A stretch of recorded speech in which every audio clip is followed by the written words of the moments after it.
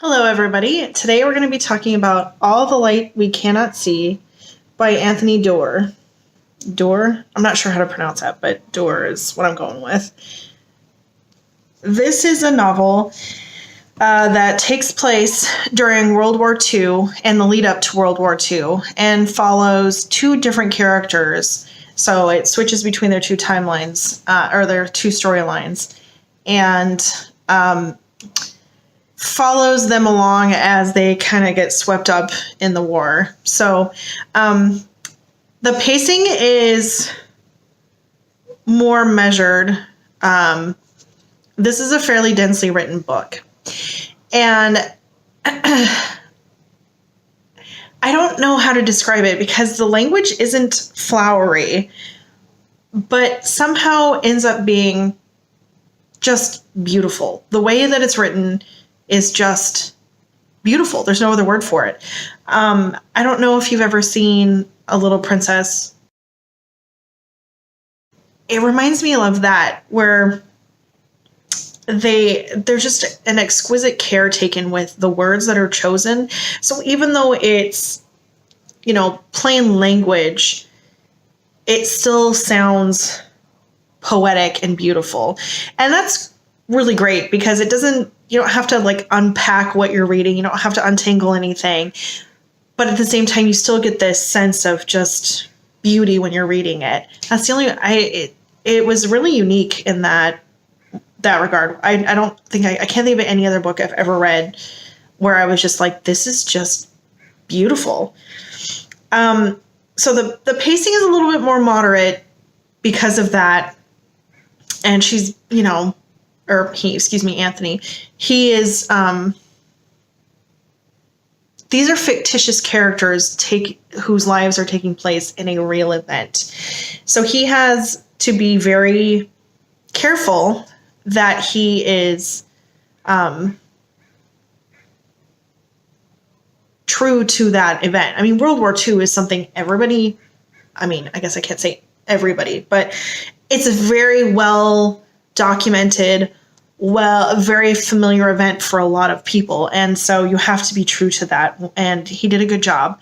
It is really compelling. You start off, the two characters are a young blind girl in Paris who lives with her dad. Her mom has passed on.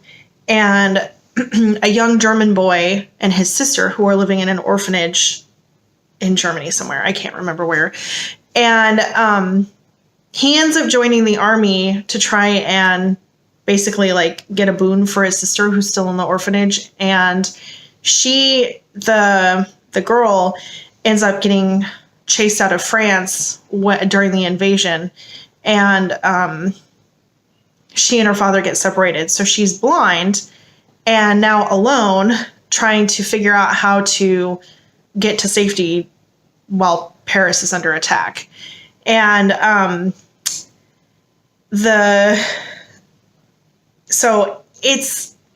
you start off and you're like, how is this, 11-year-old girl who's blind going to find her way to safety?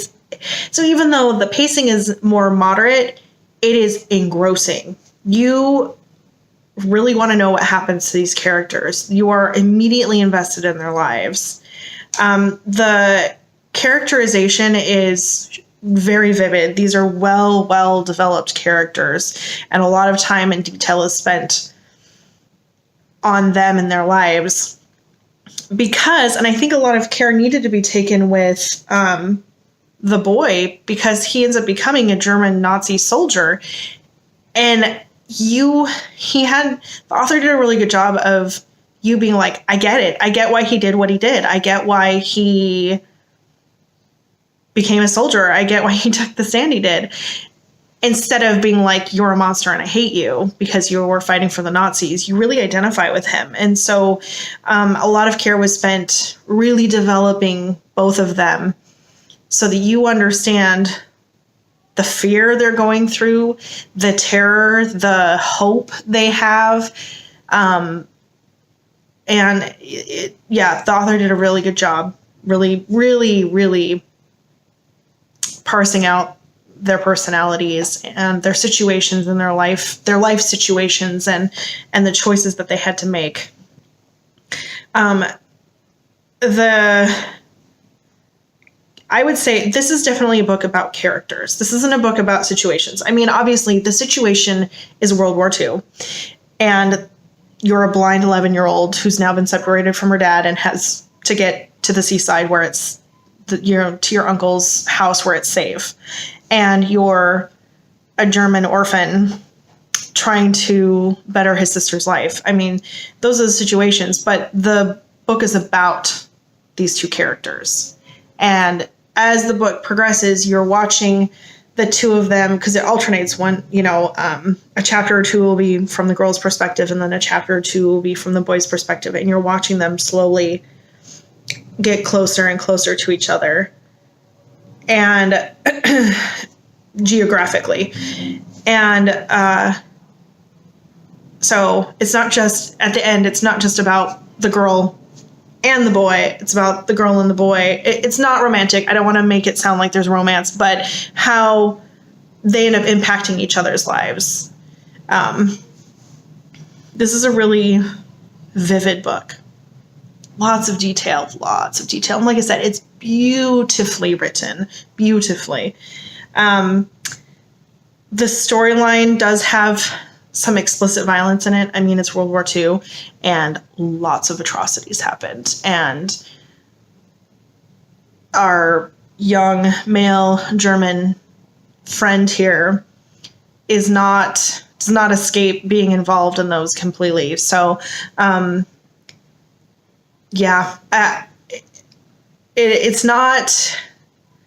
there's only a few scenes in the book, so it is definitely something that if you're like, nope, it can be skipped. But if you don't want to if that's too much for you, then don't read the book. But like I said, it's only, I can think of 2 scenes specifically off the top of my head that were graphic. So it's not out of a 580 page book. So, it is definitely not the focus of the story, but just be warned that there is some graphic violence. It is also inspirational. I mean, you're following a blind 11-year-old who makes it out of war-sieged Paris to her uncle's house on the seashore by herself. And it's hard to be more inspirational than that. I mean, really. There is a little tiny bit of mysticism, which personally I felt was a little bit out of place.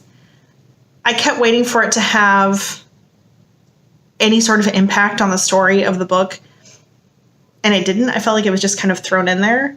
So it's hardly mentioned. It's mentioned at the very beginning and then at the very end, and not really anywhere in between.